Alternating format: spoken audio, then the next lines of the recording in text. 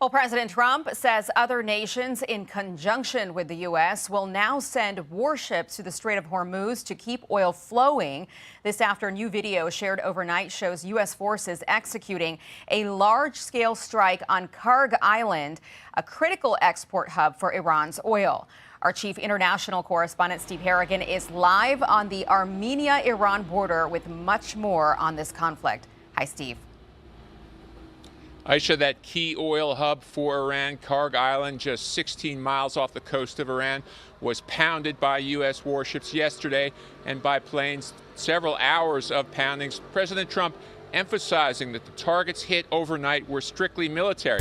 Breaking news. President Trump has just announced that multiple nations are sending warships to the Strait of Hormuz in conjunction with the United States to keep the world's most critical oil corridor open and safe. That announcement comes hours after new overnight video confirmed one of the most consequential strikes of this entire conflict, a large-scale, multi-hour bombardment of Kharg Island, Iran's primary oil export hub, located 16 miles off the Iranian coast, responsible for 90% of the country's oil export revenue. U.S. warships and aircraft pounded the island for several hours in what military analysts are calling a direct strike at the economic engine of the Iranian war machine. The message could not be clearer. Iran has been trying to close the Strait of Hormuz to weaponize the global energy supply against the United States and its allies. And the United States, now joined by a growing international coalition, is saying in the most direct military language available, that is not going to happen. More than 2,000 U.S. Marines are being deployed to the region from the Pacific. Their exact mission has not been made public. But given the combination of the Kharg Island strikes, the incoming warship coalition, and reports that the Trump administration is weighing the option of seizing the island with ground forces, the picture of what may be coming next is coming into focus. Former Defense Secretary Mark Esper is calling the internationalization of this effort a great move, but he is also raising a warning that every person following this conflict needs to hear, one that cuts against the prevailing narrative of easy, inevitable victory. This is where this war stands right now. And tonight, we have the full picture. I'm Hannah Blake. This is Global News Diary. Let's get into it. The overnight bombardment of Kharg Island is one of the most strategically significant strikes of Operation Epic Fury, and it is important to understand exactly why. Kharg Island is not a military base. It is not a missile site or a naval installation. It is an oil export terminal, a piece of infrastructure roughly one-third the size of Manhattan, located 16 miles off the southwestern coast of Iran, through which 90% of Iran's crude oil exports flow every single day. Every dollar that funds the IRGC, every dollar that pays Hezbollah's fighters, every dollar that finances Hamas, the Houthis, and the network of proxy organizations that the Islamic Republic has used to project violence across the Middle East for 4 decades. All of it traces back ultimately to the oil revenue that flows through Kharg Island. U.S. warships and aircraft struck the island for several hours overnight. The strike was precise. The targets, President Trump emphasized, were strictly military in nature, facilities connected to the regime's war effort rather than the oil infrastructure itself. But Trump was equally direct about what happens if Iran does not change course.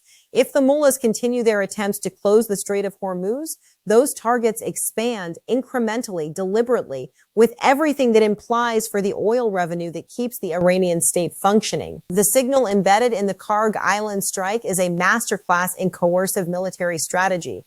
The United States has demonstrated that it can hit Iran's most economically vital piece of infrastructure at will.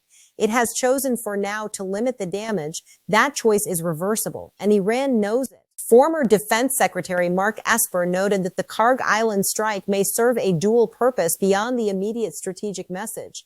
It may also, he said, be softening up the target, preparing the ground literally and figuratively for a potential seizure of the island by ground forces, a move that would give the United States direct physical control over the throttle of the Iranian economy. President Trump posted on Truth Social that many countries, particularly those most affected by Iran's attempted closure of the Strait of Hormuz, will be sending warships to the region in conjunction with the United States to keep the passage open and safe. This is a significant development that deserves to be understood in its full strategic context. The Strait of Hormuz is not primarily an American concern. 20% of the world's oil supply passes through that 21-mile corridor. The nations most immediately affected by its closure are not the United States, which has become the world's largest oil producer under President Trump, but the nations of Asia, Europe, and the broader global economy that depend on Gulf oil exports to power their industries, heat their homes, and fuel their transportation networks. Japan, South Korea, India, China, the European Union, every major economy on earth has a direct stake in the free flow of oil through the Strait of Hormuz. And every one of those nations has been watching Iran's attempt to weaponize that choke point with alarm.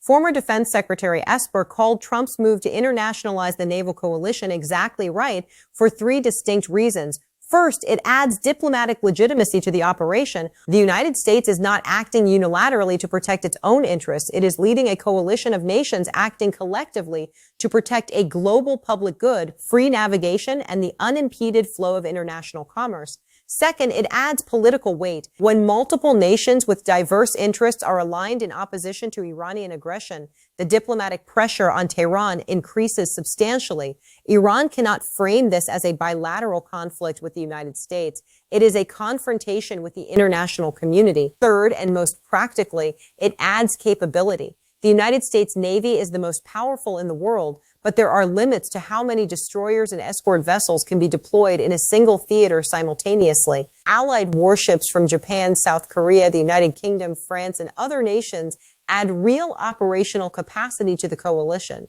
More hulls, more interceptors, more escort capability for the tankers that must continue moving oil through the strait regardless of what Iran does. The United States has announced the deployment of more than 2,000 Marines to the region, drawn from Pacific-based forces and heading toward the Strait of Hormuz theater. The mission has not been made public. The exact location of their deployment has not been specified. But the composition of a Marine Expeditionary Unit, which combines ground combat forces, aviation assets, including attack helicopters, logistics, and a self-contained command structure, tells a story about what those Marines might be called upon to do. Marine Expeditionary Units are not configured for long-range bombing. They are not strategic strike assets. They are configured for the kind of operations that require boots on the ground, seizing and holding territory, securing critical infrastructure, conducting raids, and operating in complex littoral environments where sea, land, and air operations intersect. Kharg Island sits 16 miles off the Iranian coast.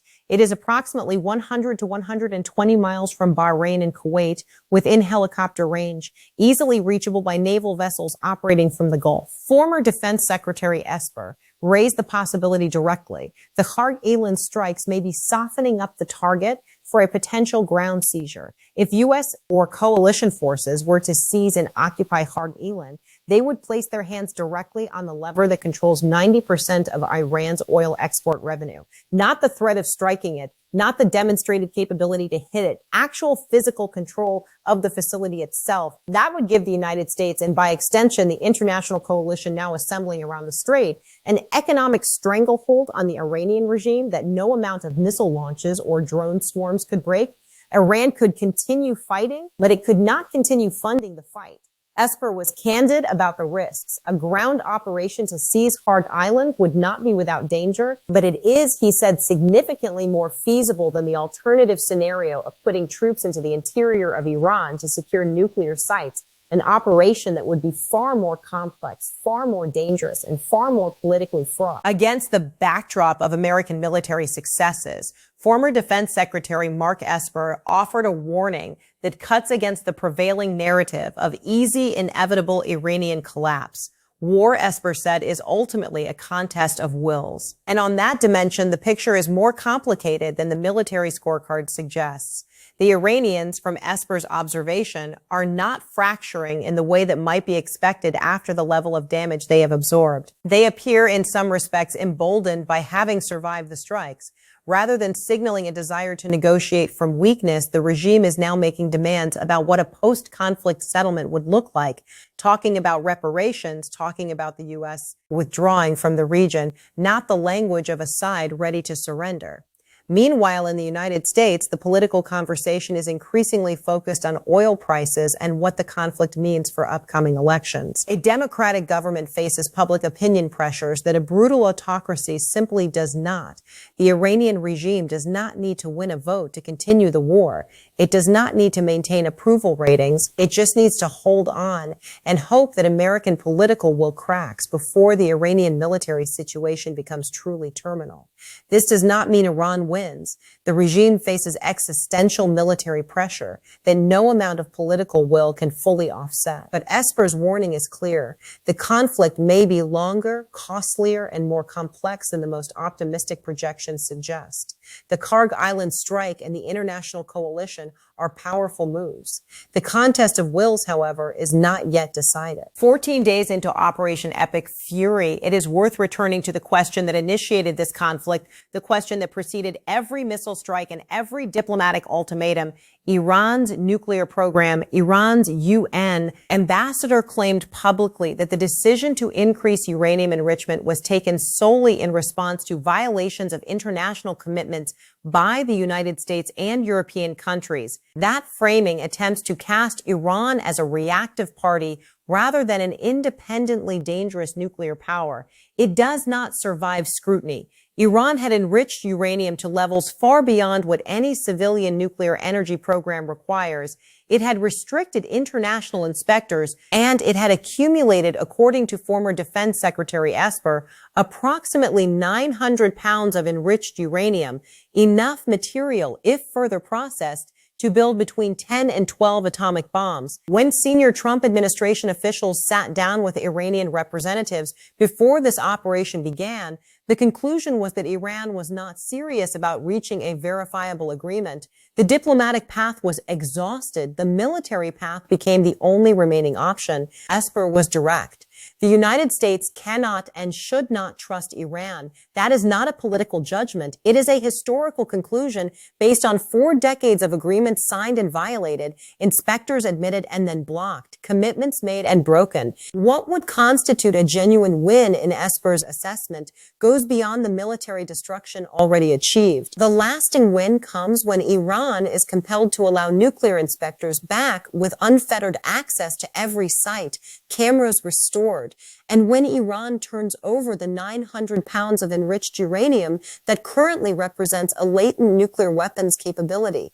That is the standard. The permanent, verifiable elimination of Iran's nuclear weapons pathway. The debate now emerging at the highest levels of American strategic thinking is one of the most consequential of this entire conflict. Does this war end through continued military pressure that forces a total Iranian collapse? Or does it end through a negotiated settlement that achieves the core objectives without requiring the complete destruction of the Iranian state? Former Defense Secretary Esper, who describes himself as supportive of regime change in principle, is honest about the current limitations of that objective. The Iranian people, he said, do not appear ready at this moment to rise up and take control of their country. Externally imposed regime change requires a massive ground force commitment, the kind that carries its own enormous risks and costs. What Esper argues is achievable and what he believes would constitute a genuine win for the United States is a negotiated outcome that delivers the core security objectives: verified elimination of Iran's nuclear weapons capability, unfettered international inspection access, and the physical removal of the enriched uranium stockpile that represents Iran's closest approach to a bomb. Those objectives, he argues, are presumably why this operation started.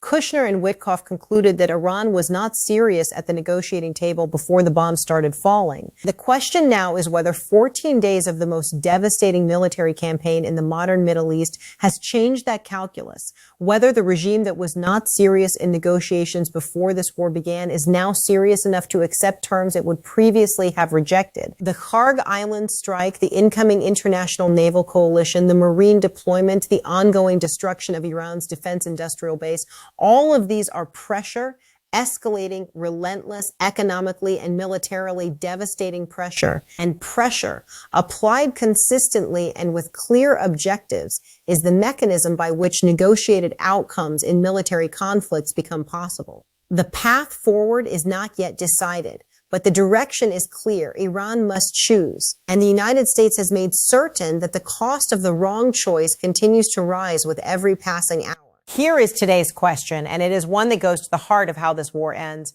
Former Defense Secretary Esper warns that Iran may have more endurance than assumed, that as a brutal autocracy, it does not face the same public opinion pressures as the United States. Do you think the international naval coalition and the Kharg Island strikes change that calculus?